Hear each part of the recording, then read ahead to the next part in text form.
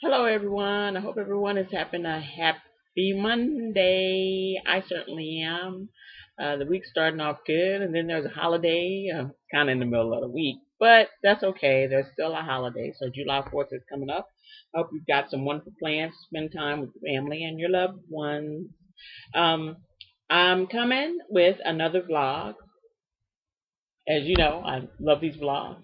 Um, and I just haven't been able to figure out how to really express, or maybe just not wanting to express everything in written form. But I do want to have a vlog today, just kind of talking about my kind of decision to go ahead and try and have a baby. Now, my husband and I are still in the stage of asking questions, trying to figure out stuff over whether or not this is possible, what the health risks are, and stuff, what we need to do, and all that kind of stuff. Because I have a lot of things that are high risk factors for me having a baby. One is I'm a type 1 diabetic. I have high blood pressure, which I've had since I was 25 years old. And I'm also 40 years old. So there are a couple of things that are kind of high risk and would probably have to be monitored really closely and stuff. So we're just trying to get information and figure stuff out right now and stuff. So we're in that stage, asking questions and stuff, which I would recommend for anybody who's a possible high risk pregnancy. Don't just kind of go into it willy nilly. You don't have to be 40 to be a high risk pregnancy. Anyone with a chronic disorder or disease or something, or someone who suffers from high blood pressure or something else, may be a high risk pregnancy. So I certainly ask and get all the information I can before I try to conceive a child and put myself or my child at risk. But really, my vlog today is about why I felt comfortable doing this at this point in my life. I really love my husband, and I've been married before, and I never really saw myself having a baby with my ex-husband. I guess there was something about him that never made me really feel secure enough to think, oh, I think it would be a good idea maybe to have a baby with you. So I'd always kind of fell back on my, oh, well, I've never wanted children and stuff like that, which I really did think that I didn't. And I think maybe it was less of not that I didn't want children, I just didn't want them with him and stuff. And now that I've married Matt, and we are coming into our marriage and everything, I'm feeling really secure about the thought of trying to have a child with him. And I wish I would have met him earlier, but what you gonna do? And I really do want to talk about the security that I feel completely, really, because I have a husband. I have a committed partner to me and the child. We live in the same home. We are on the same. We've got the same goals. We're moving towards the same path and things, and how that makes me feel secure. And makes me feel really good about thinking about having a child with him.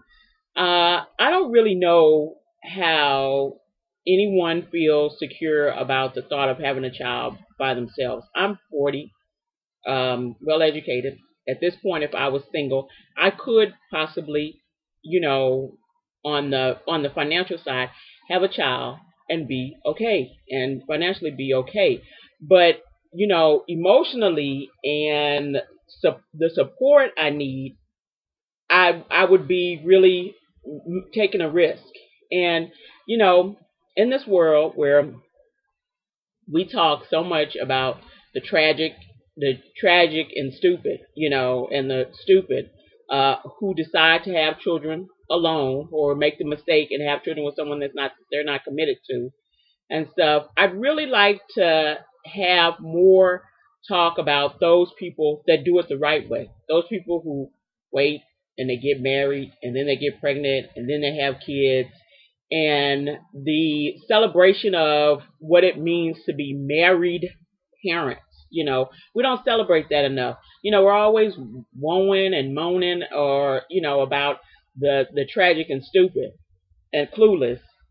Or, they're sitting around trying to get us to give them a hand clap or, a pat on the back for making a bad decision. And somehow people who do the right thing, people who wait, and get married and have kids and do all that, somehow they're treated with, kind of utter disrespect and disdain, and stuff. And I want to see more of those stories. I want to see the happy mom who is feeling secure and good about bringing her child into the world because she has a committed husband and father. As a young person, I always had this saying for myself. It was just something that I said to myself. I always said that, I didn't need a daddy to have a baby. I needed a husband. If I was going to have a baby, I would have to be married. I would have never thought about having a baby with just a daddy, and stuff. And I just, it was something just in me that knew and had been taught to me to know that, yeah, that's probably not the best thing to do. I mean, I saw my parents together trying to raise us. And I know after my dad died, I know it was very hard for my mom, to be single, and although we had all this family, we had a lot of people supporting us, there's nothing like having your husband in the home and stuff. And after my dad died, my mom, I know she had a hard time specifically trying to do stuff with my brothers. And just luckily we had cousins and uncles and all that good stuff, the stuff I talked about before in What If He Doesn't Have a Father blog, and that kind of helped, but I don't think she could have done it just really alone with nobody, and stuff. And so I'm so happy he was here for the time he was here. But yeah, it was really tough on her because when he wasn't here. And I'm happy, my husband is here, to go through this journey with me, that we go through this loving journey together, that we're not alone, that we can make each other secure in making this decision. I'm excited about the decision. I'm tad scared about the thought of trying to be a parent and stuff like that. But I'm also excited because I think I have all the right puzzle pieces together, and the puzzle is fitting. It's looking, it's looking good. It's not looking like, oh, there's pieces missing. Yeah, it's not like that. It's the puzzle is fitting together, which makes me feel secure. I would have never made this decision alone. I would have never done this. I would have just, not done this at all. And actually, although I don't know if this will actually happen, I'm kind of resolved myself that this may or may not happen, because of the high risk and everything. But at least if it happens, I have him. And if it doesn't happen, I still have him. He's still there. He's still there. And we're there to support each other. And we're there to love each other. I was watching a program on TV, Lisa Ling's Our America, about teenage pregnancy. And a woman was talking about, she was a teenage mother. And her two daughters had also turned into teenage mothers. And she was a teenage mother, had a first child at 18. And then had a second child at 21. And she was alone and single. And she had to work really hard. So she wasn't at home a lot. And one of the consequences of not being at home a lot, because you got to work if you're single, is that she couldn't kind of, give her daughters direction on what they needed to do. She said she just had to trust that they would do the right thing. And I thought to myself, how do you trust a 16 and 17-year-old to do the right thing if you haven't really had time to teach them what the right thing was, or you haven't had time to really teach them that they are worthy of more than just having a baby with some, random dude and whatever, and he's running off and all this stuff. You didn't have time to teach them the lessons you'd learned about being a teenage mother and the struggle you went through. I don't know what she expected. And my thought was, what did she expect to happen? Did she expect that they'd somehow just learn this through osmosis, or somehow they would just get this information from the TV, or, or somewhere it would just kind of come out of the sky and stuff? And if you don't have time for kids, it's just, it can be a really bad problem. Even if you did have time and you're alone, it can be very stressful because you're there alone with the child and stuff, and that is, you don't get any time for respite. You don't get any time to really take care of yourself as you should and stuff. If you had a partner who you could say, hey, babe, I'm gonna go and I'm gonna see about myself. I'm gonna go and I'm gonna take a trip with the girls, or I'm gonna do this. And there's, your husband and father who's there committed to you is like, hey, fine, I want my wife to be okay. I mean, one of the things that my husband and I had decided, early on when talking about this was, and he just said it flat out, okay, if you have a baby, you're not working. That's it. I wasn't arguing with him, but he was like, you're not working. I don't want my child coming home to no one, and I don't want my child coming home to no one and stuff. He's like, so it won't be you will not be working and stuff, which is fine with me. I don't have a problem with that. I want to be there to see about my child. So I don't have a problem with not working and stuff. But, even if you were working and stuff, you still have the two parent household. You still have the two people committed to raising their child to the best of their ability. And I don't know why we don't pat people on the back for that, or we don't give a hand clap to married parents more, or we don't hear those stories more. They came out with a thing not too long ago about 80% of black women between the ages of 18 and 24 have their first child without being married, out of wedlock. And I just thought, it's tragic. The story is tragic. But, after a while, I'm like, I'm tired of hearing the tragic story. I want to hear a story of triumph. I want to hear a story of love. I want to hear a story of commitment. I want to hear a story of two people falling in love and deciding to get married and having a baby and having a family. That's what I want to hear. I want to hear that. I'm tired of the stories of the clueless. I don't want to hear their story no more. I'm tired of, after a while, I hate to even say this, I'm starting to not feel sorry for them. Okay? I'm starting to not have much sympathy for them, and stuff, because some of this is just absolute people making decisions out of pure stupidity, okay?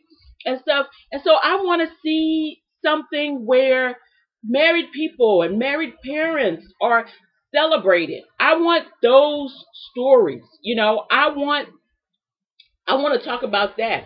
And I don't know, maybe if I get pregnant, if I decide, all this works out and I get pregnant, and maybe I'll do more on the blog about this. Maybe I'll talk about my family and talk about other women who I know who are married and have had children.